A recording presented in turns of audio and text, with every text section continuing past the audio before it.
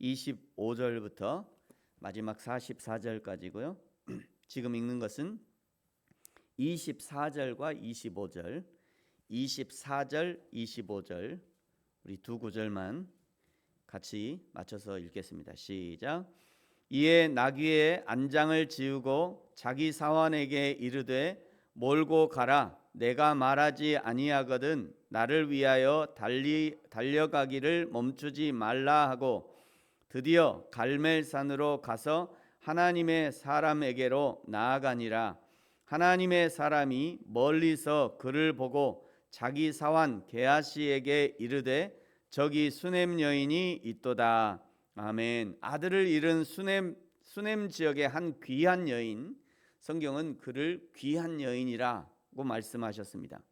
왜 귀한 여인이라고 말씀하셨냐면 하나님의 사람을 볼 수 있는 안목이 있던 사람이고요, 하나님의 사람을 돕고자 하는 긍휼의 마음이 그에게 있었고요, 하나님의 일에 자신도 참여하고자 하는 열정을 지니고 있었고, 게다가 이 여인은 사심도 없었던 귀한 여인이 남편의 만류에도 불구하고 남편에게 평안을 빈 후 24절에 보면 내가 말하지 아니하거든 나를 위하여 달려가기를 멈추지 말라.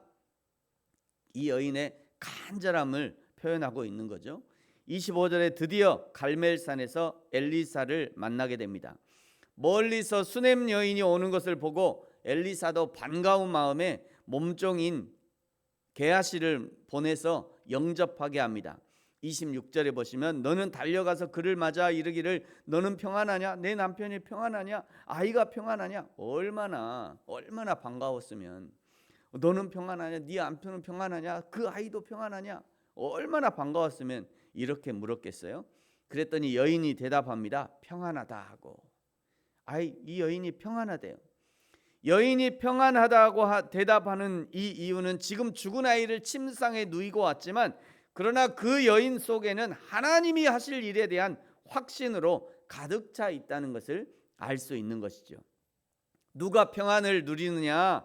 하나님에 대한 확신으로 가득 찬 사람은 평안을 누릴 수 있습니다. 하나님의 말씀에 대한 확신으로 가득 찬 사람은 평안을 누리게 돼요. 생명의 주관자가 하나님이심을 확실히 믿는 자는 평안을 누리게 되는 거죠. 물질이나 명예나 쾌락이 나를 구원할 것이 아니요 오직 여호와 하나님만이 나의 구원자이심을 확실히 믿는 자는 평안할 수 있는 거예요. 이것들이 깨지기 시작하면 그때부터 불안한 겁니다. 가끔 보잖아요. 이게 절벽 위에 아슬아슬한 그 새 둥지에, 그 새 둥지에서도 그 어린 새는 어머니의 그 어미 새의 품에 안겨서 평안을 누리는 거예요. 거기서도 새근새근 평안을 누리는 거죠. 똑같습니다. 나의 구원자가 되시는 그 하나님에 대한 확실한 그런 믿음이 있으면 평안을 누릴 수 있는 거예요.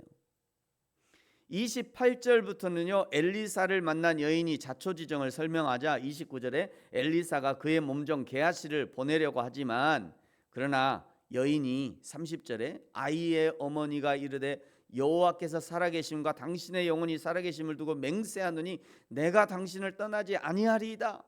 아주 간곡하게 엘리사가 와주기를 바라고 있는 거죠. 엘리사가 일어나 여인을 따라가니라. 31절 엘리사의 몸종 게하시가 먼저 가서 엘리사의 지팡이를 그 아이의 얼굴에 놓지만 특별한 움직임이 없습니다. 생각해 보니까 엘리사의 지팡이가 능력을 발휘하지 못한 이유는 뭘까요? 사도 바울은 그 수건만 얹어도 나았잖아요. 여기 엘리사의 지팡이가 능력을 발휘하지 않은 이유는 뭘까요? 모세의 지팡이도 물을 이렇게 했잖아요. 근데 엘리사의 지팡이가 능력을 발휘하지 못한 이유? 엘리사가 없어서 그런 거예요. 엘리사의 지팡이, 엘리사가 있어야 지팡이가 발휘하는 거지 엘리사가 중요한 거죠. 근데 이때도 엘리사는 아직 그냥 이런 거에 대해서 아직 잘 몰랐는가? 제가 여기는 연구 안 했습니다만 지금 설교하다가 생각나는 거예요. 엘리사의 지팡이가 중요한 게 아니에요. 엘리사가 중요한 거죠. 자, 32절에 엘리사가 그 집에 들어가 보니 아이가 죽었는데 자기 침상에 눕혀 있었다고 상황을 설명하죠. 33절에 엘리사가 하나님께 기도합니다. 34절 엘리사가 아이 위에 올라 엎드려 자기 입을 그의 입에, 자기 눈을 그의 눈에, 자기 손을 그의 손에 대고 그 몸에 엎드리니 아이의 살이 차차 따뜻하더라. 엘리사가 이 아이를 살리려고 최선을 다하고 있는 것이죠. 아이의 살이 따뜻하게 되는 것을 느낀 엘리사는 자기 기도에 응답하신 하나님을 확신하게 됩니다. 35절 엘리사가 내려서 그 집 안에서 한두 번 이리저리 다니고 엘리사가 하나님의 영에 감동되고 응답하시는 하나님께 감동되어서 이제 하나님이 하실 일을 기대하고 있는 그런 모습이죠. 다시 아이 위에 올라 엎드리니 아이가 7번 재채기하고 눈을 뜨는지라. 이것이 엘리사의 네 번째 기적입니다. 엘 하나님, 야샤 구원하다, 구출하다, 하나님이 구원이심을 드러내고 있는 거죠. 다섯 번째 기적은요, 38절 이하의 엘리사가 길갈의 선지자들의 합숙소에 갔을 때 마치 국을 끓이려고 채소를 캐러 들어갔다가 들호박을 따서 국을 끓였는데 먹으려 할 때 독이 있다는 것을 발견합니다. 엘리사가 그것을 들고 그 속에 가루를 넣자, 그것을 듣고 그 국 속에 가루를 넣자 독이 없어집니다. 그 가루가 무엇인지 찾으려고 할 필요는 없습니다. 그 가루가 중요하지 않아요.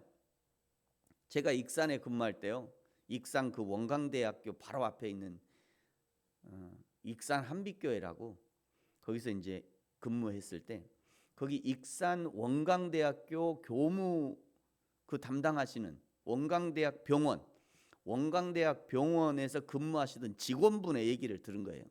그 직원이 뭐라고 했냐면, 원광대학교 환이 너무 잘 될 때 있잖아요. 너무 잘 되니까 약재가 부족하대요. 그래서 긴급 처방으로 논에 가서 지푸라기를 가져와서 썰어서 그 처방을 했다고 그럽니다. 그분한테 직접 들은 얘기예요. 너무 약재가 부족하니까 가서 논에 가서 야 지푸라기 좀 가져와라. 그래가지고 지푸라기를 썰어갖고 처방을 했대요. 지푸라기에 있는 성분을 사용한 거죠. 그 사람은 그걸 안 거죠. 아니까 그걸 쓴 거예요. 소가 지푸라기만 먹고도 그렇게 건강하게 잘 자라는 이유가 다 있는 거예요. 아는 사람에게는 지푸라기의 성분도 보이는 겁니다. 그런데 여기서 엘리야가 넣은 가루가 무엇인지 찾을 필요는 없어요. 그 가루가 효능을 발휘하는 것이 아니라 하나님이 엘리야를 통해 하나님이 구원하신다는 것을 드러내는 거죠. 첫 번째 기적의 소금이나 여기 가루가 동일한 효능을 발휘한 것입니다. 하나님이 구원하신다는 메시지를 던져준 거죠. 엘 하나님, 야샤 구원하다, 구출하다, 하나님이 구원이심을 드러내는 거죠. 여섯 번째 기적은요, 42절부터 보리떡 20개와 한 자루의 채소로 100명의 사환을 먹인 기적을 기록하고 있어요. 보리떡 20개와 한 자루의 채소를 예수님의 오병이어와 연결할 필요는 없습니다. 지금 반복해서 보여주시는 것은 엘리사를 통해서 하나님이 구원자이심을, 하나님이 구원하신다는 것을 반복적으로 보여주고 있는 거예요. 사랑하는 성도 여러분, 저와 여러분에게 오늘 필요한 기적은 무엇입니까? 어떤 기적을 하나님께 기도하고 있습니까? 어떤 기적을 요구하고 계십니까? 사실은 우리가 매일매일 기적 속에 살고 있죠. 예수 그리스도를 믿는 것이 기적 같은 일이요, 오늘 하루를 사는 것이 기적 같은 일이에요. 문제는 매일의 기적을 살면서도, 매일매일 기적 같은 하루를 보내고 있으면서도 여호와 하나님이 구원자이심을 고백하며 사느냐, 살지 못하느냐, 이것이 문제인 거예요. 하나님은 날마다 천하 만물의 기적을 통해서 여호와 하나님만이 구원자이심을 날마다 우리에게 가르쳐주고 계시는데, 정작 그 모든 기적을 보면서도 하나님이 구원이 아니요, 나에게는 물질이 구원이요, 나에게는 권력이 구원이요, 나에게는 쾌락이 구원이다고 그것을 추구하면서 산다면 그것이야말로 통탄할 일이죠. 통탄할 일입니다. 하나님이 보시고 그냥 눈물을 흘리실 거예요.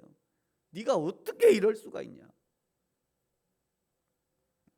사랑하는 성도 여러분, 저와 여러분이 날마다 여호와 하나님이 나의 구원자이심을 날마다 믿음으로 고백하고 그 하나님 한 분만으로 만족하며 사는 저와 여러분이 되어지기를 예수님의 이름으로 축복합니다. 기도하겠습니다. 하나님 아버지 감사합니다. 여호와 하나님이 나의 구원이시며 우리의 구원이심을 믿고 감사합니다. 날마다 우리에게 기적을 베푸시는 하나님 앞에서 여호와 하나님이 유일한 구원자이심을 날마다 순간마다 인정하며 살게 하시고 세상에 담대히 나타낼 수 있는 저와 우리 모든 성도들 되게 하여 주옵소서. 감사합니다. 예수님의 이름으로 기도합니다. 아멘. 하늘에 계신 우리 아버지, 아버지의 이름을 거룩하게 하시며 아버지의 나라가 오게 하시며 아버지의 뜻이 하늘에서와 같이 땅에서도 이루어지게 하소서. 오늘 우리에게 일용할 양식을 주시고 우리가 우리에게 잘못한 사람을 용서하여 준 것 같이 우리 죄를 용서하여 주시고 우리를 시험에 빠지지 않게 하시고 악에서 구하소서. 나라와 권능과 영광이 영원히 아버지의 것입니다. 아멘. 계속해서